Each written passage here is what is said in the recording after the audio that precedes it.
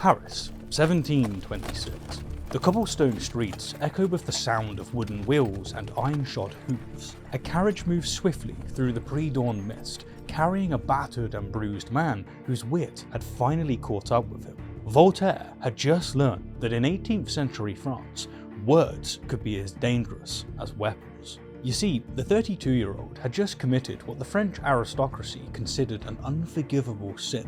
He had dared to challenge one of their own in the most public of ways, a verbal duel that laid bare the fragile pride of the elite. The Chevalier de Rohan, a nobleman whose only remarkable quality was his birthright, had publicly mocked Voltaire's adopted name, a slight that the writer answered with his characteristic wit. "My name I earned for myself. Yours you merely inherited." In the rigid social hierarchy of 18th century France, such insolence from a commoner could not go unpunished. Rohan orchestrated a brutal assault on Voltaire, sending men to beat the writer in broad daylight, leaving him bloodied and barely able to stand. But Voltaire refused to let the attack go unanswered. In an audacious move, he began training with a fencing master to challenge Rohan to a duel, a bold act of defiance given their vast difference in social status. Before he could officially issue the challenge, however, Rohan used his influence to have Voltaire arrested and imprisoned in the Bastille. After days in prison, Voltaire was given a choice: remain confined in the Bastille or accept exile to England. He chose England, unaware that this forced exodus would become the crucible in which his most dangerous ideas would be forged. The French aristocracy thought they were merely sending a troublesome poet into exile. Instead, they were about to create their own worst nightmare: a man who would return with dangerous new ideas about freedom of thought, religious tolerance, and the separation of church and state. But first, we must understand the France he left behind, a France that would provide the perfect contrast to the revolutionary ideas he would develop in exile, ideas that would challenge the very foundations of its power.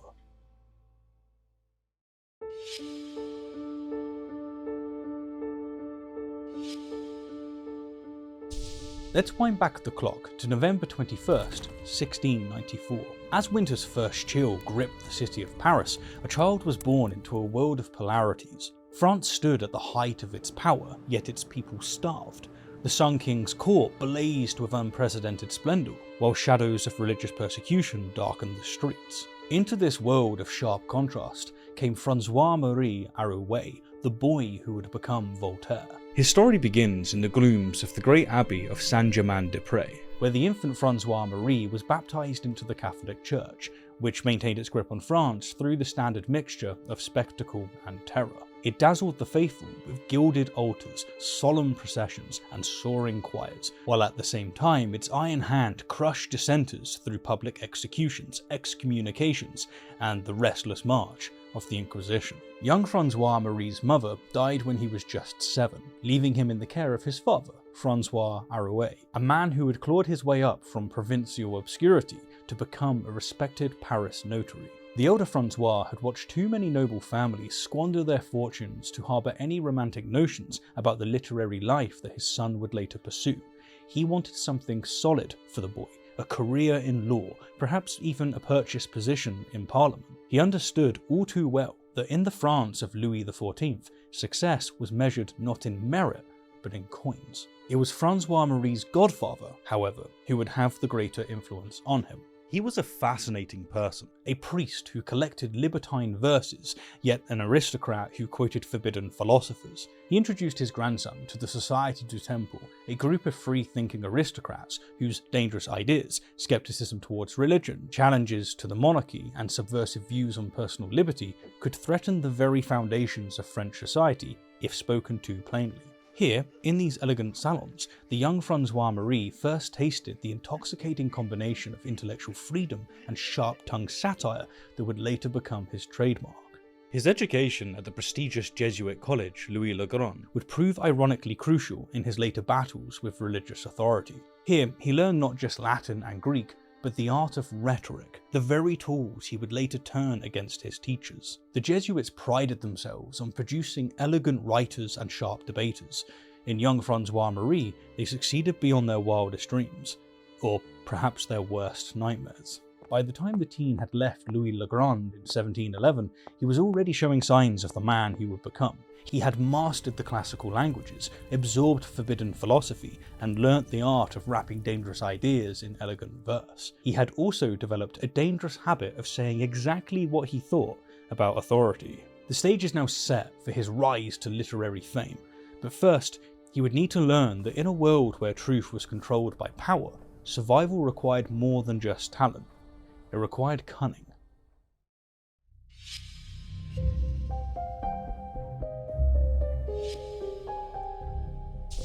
As the Sun King's long reign finally set, casting long shadows across France, the young poet was busy proving his father's worst fears correct. At barely 21, François-Marie was already making a name for himself in the salons of Paris.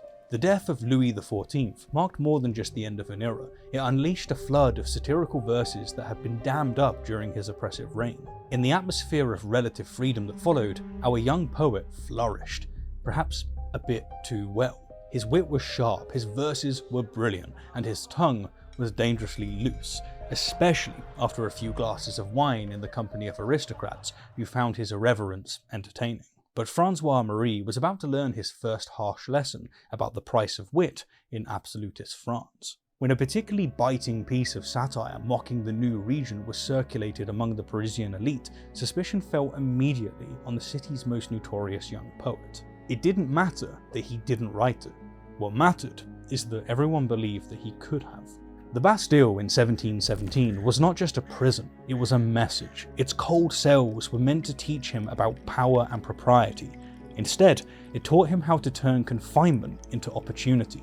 Within those walls, François-Marie Arouet began his transformation into Voltaire. It was in the Bastille that he wrote his first play, Epide, his epic poem about Henry IV of France. More importantly, it was there that he learnt the skills that would serve him throughout life. How to bend without breaking, how to appear to submit while secretly strengthening his resolve. When he was released from the prison a year on, he emerged with a new name, Voltaire, and a new understanding of how to play the game of power. Under the guise of ancient Greek tragedy, he could pose dangerous questions about power, justice, and religious authority. The 1720s saw Voltaire's star rise meteorically. He became not just a celebrated poet, but a shrewd investor, turning a lottery windfall into a fortune through careful speculation. Money brought him a measure of independence, but it also made him more dangerous in the eyes of the establishment. You see, a poor poet could be ignored or imprisoned. A wealthy one, with influential friends, had to be taken more seriously. Voltaire's success made him bolder, perhaps too bold. His tragedies packed the theatres of Paris. His epic, the Henriade, was acclaimed as the greatest French poem of his age. He began to believe that his talent and wealth could protect him from the consequences of his candour. It was a dangerous miscalculation.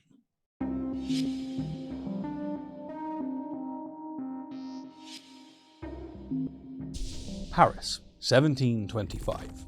In the glittering salons of the Faubourg Saint-Germain, a dangerous game was being played. He had wealth, fame, and the social connections that should have made him untouchable. But Voltaire had developed a habit that would prove more dangerous than any of his writings. He had begun treating nobles as equals. Worse, he had begun expecting them to do the same. In a society where birthright determined worth, this wasn't just social presumption, it was ideological terrorism. He would later write, "In England, a man of merit can make his way. In France, he can only make enemies."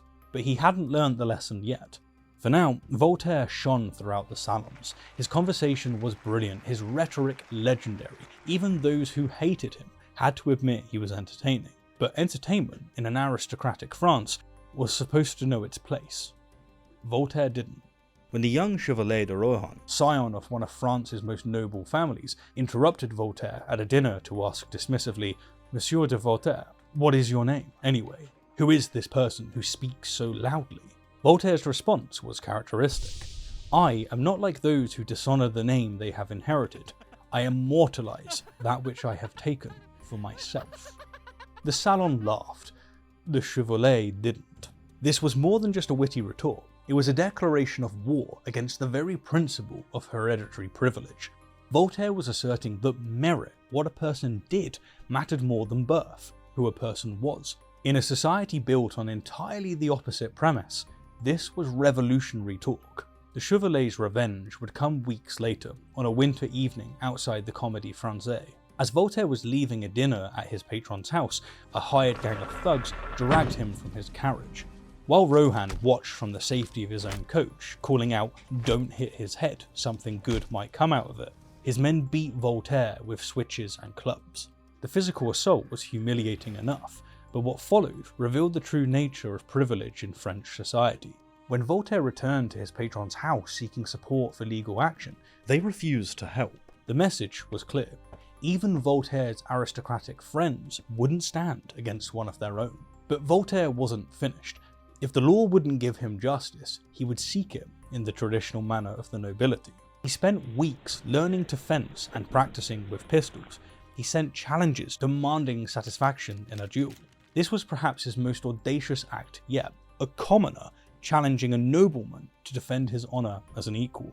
Rohan's family responded not by accepting the challenge, but by using their influence at court. They ordered a letter, a royal order for imprisonment without trial, against Voltaire. The choice presented to him was stark: the Bastille again, or exile to England. And so we return to where our story began, that fateful morning in 1726 when Voltaire's carriage rolled through the pre-dawn mist of Paris. Now we understand what led to that moment. The choice between the Bastille and exile wasn't just one insult or one beating, it was about whether France could tolerate a man who dared to suggest that merit mattered more than birth.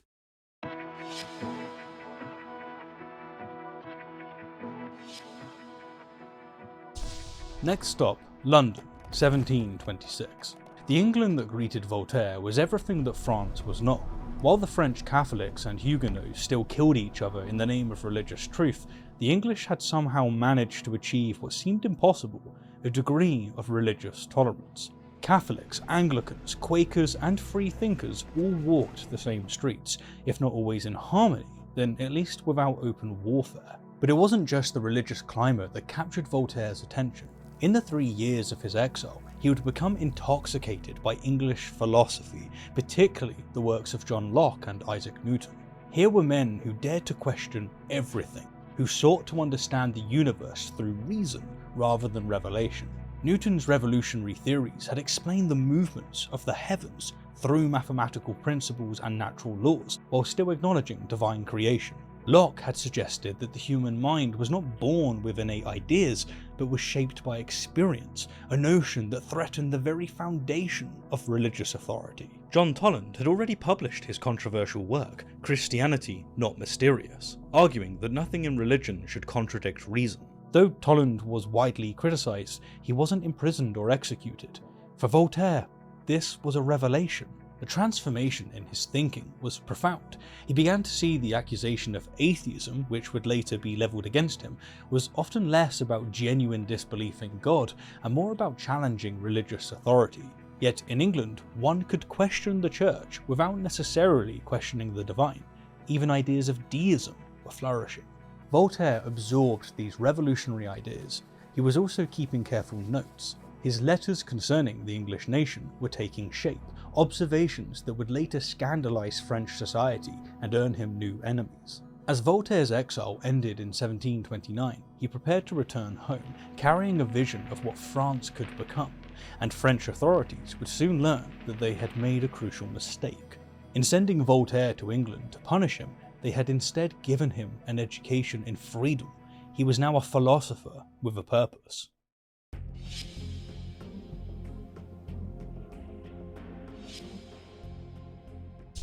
While the city Voltaire returned to looked the same narrow streets, the same imposing churches, the same bustling marketplaces, Voltaire himself wasn't the man who had left 3 years earlier. He now carried something far more dangerous than his quick wit. He carried ideas. When Voltaire's carriage rolled back into Paris, he might as well have been smuggling gunpowder. His manuscripts, particularly letters concerning the English nation, were intellectual explosives waiting to detonate. At first, he played it safe. He released his French translation of Newton's works, presenting them as mere scientific curiosities. But beneath this careful facade, Voltaire was laying the groundwork for something far more subversive. The French authorities, however, weren't fooled. They understood that Voltaire's seemingly innocent observations about English society were, in fact, a devastating critique of French institutions. When he praised English religious tolerance, he was condemning French persecution. When he admired English philosophy, he was mocking French dogmatism. When he described English scientific advancement, he was highlighting French regression. The reaction, when it came, was swift and severe.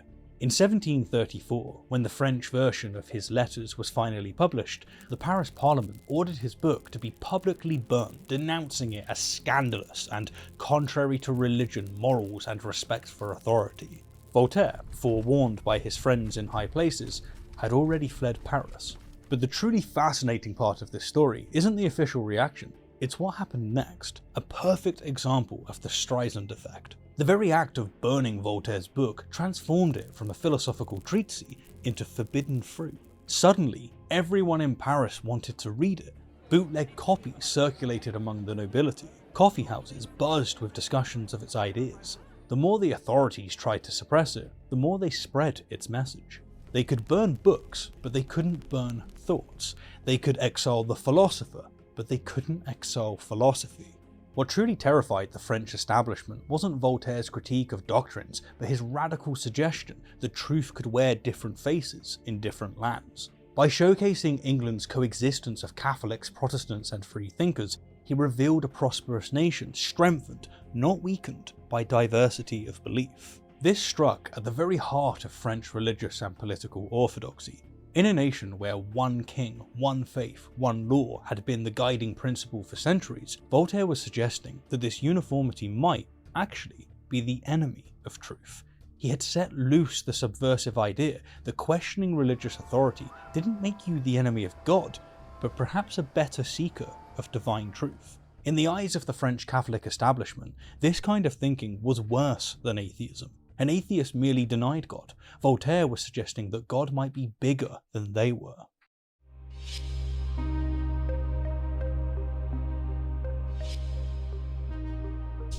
In the rolling hills of Champagne, 1734, stood a dilapidated chateau that would become the unlikely headquarters of France's intellectual resistance. Here, in the company of one of the most brilliant minds of the age, Voltaire would learn that even mathematics could be a form of rebellion.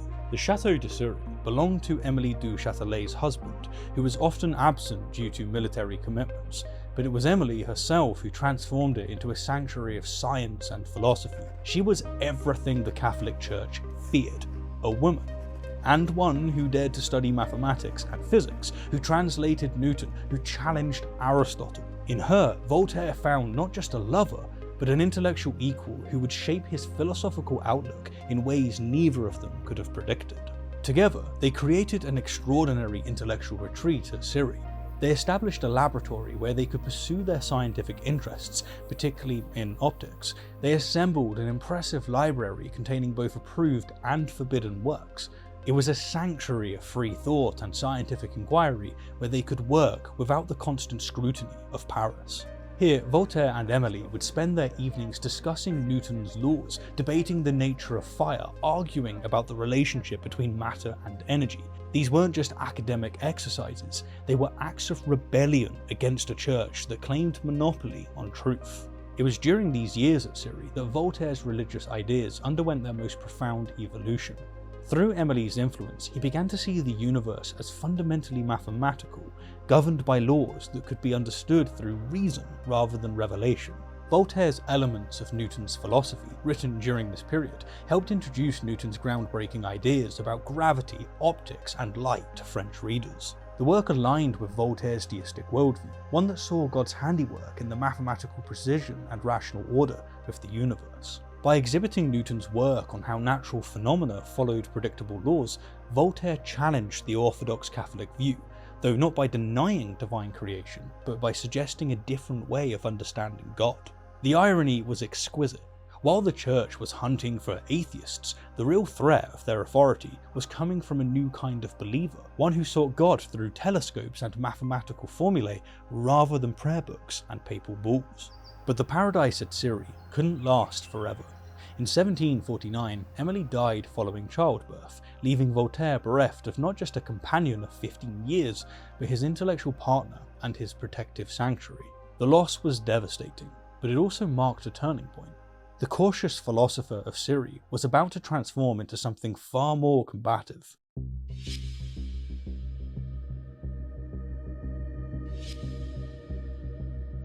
On the Franco-Swiss border, 1759, an aging philosopher sits at his desk, dipping his quill in ink that might as well be poison. The cautious scholar of Syria is gone.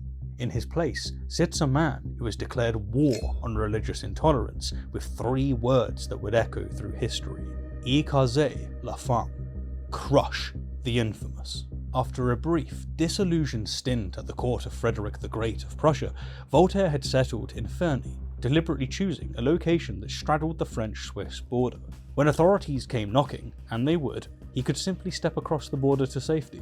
But what really transformed Voltaire into a militant crusader against religious intolerance wasn't his personal loss or political backlash, it was a judicial murder that would shake France to its foundations: the case of Jean Calais. In 1762, a Protestant merchant was accused of murdering his son to prevent his conversion to Catholicism.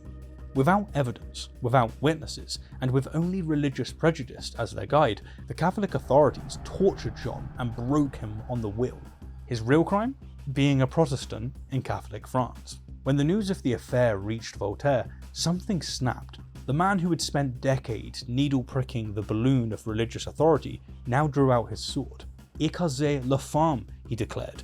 Not an attack on God or even faith itself, but on the infamous thing: the Catholic Church, religious intolerance, superstition, and the institutional cruelty it spawned. I write to act, Voltaire declared.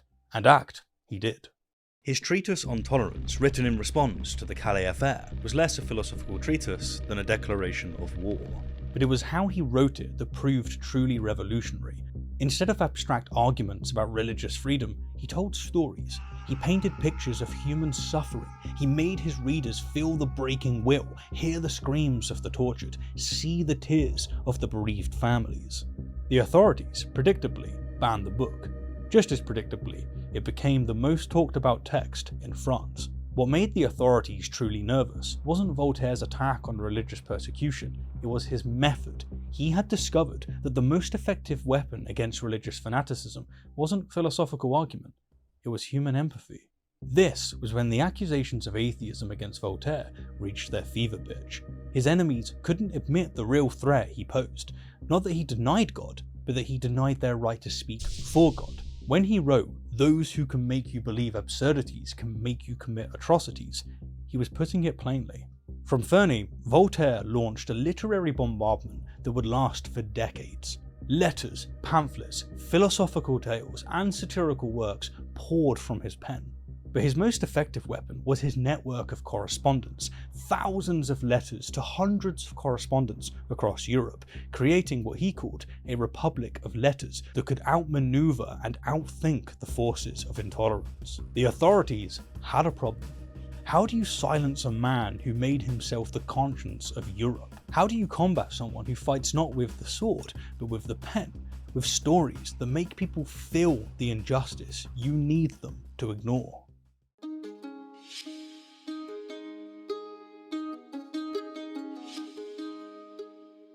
In February of 1778, an elderly Voltaire returns to the city that had exiled him half a century earlier. He is 83 years old, and Paris receives him as a triumphant hero, with crowds filling the streets to catch a glimpse of the legendary philosopher.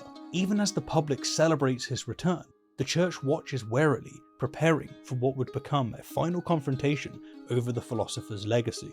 Voltaire's return to Paris was a triumph that bordered on sedition.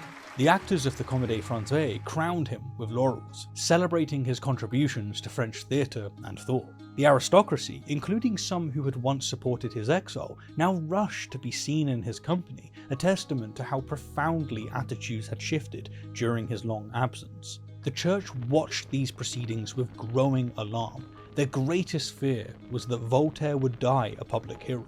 A man they spent decades denouncing as the enemy of God had become, in the eyes of many, a secular saint. The final act of this drama would prove to be pure Voltaire. As he lay dying in his Paris apartment, the church made its move. A priest arrived, demanding that Voltaire recant his lifetime of blasphemy before receiving last rites. The old philosopher's response was true to his long life principles. I die worshipping God, loving my friends, not hating my enemies, hating superstition. The priest left empty-handed. But the battle wasn't over. After Voltaire died on May 30, 1778, the church refused him Christian burial. His nephew had to trick the authorities by secretly transporting his body to the abbey in Champagne, where a more sympathetic priest allowed the burial before official orders forbidding it could arrive. The church's attempt to deny Voltaire's proper burial backfired spectacularly. It only confirmed what he spent his life arguing, that institutional religion too often concerned itself with power than with compassion.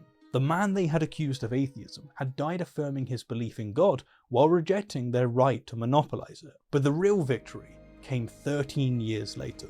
In 1791, during the French Revolution, which had been profoundly shaped by Enlightenment ideals he championed, Voltaire's body was exhumed and transferred to the Pantheon in Paris. A massive procession accompanied this symbolic journey as the revolutionary nation honoured the philosopher whose writings had challenged religious dogma, political tyranny, and judicial injustice.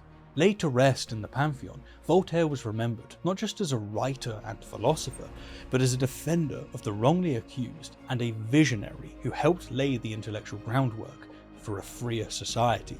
The church's worst nightmare had come true.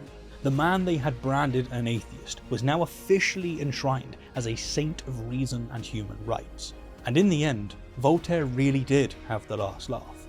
The institution that had tried to silence him was itself transformed by the forces he helped set in motion.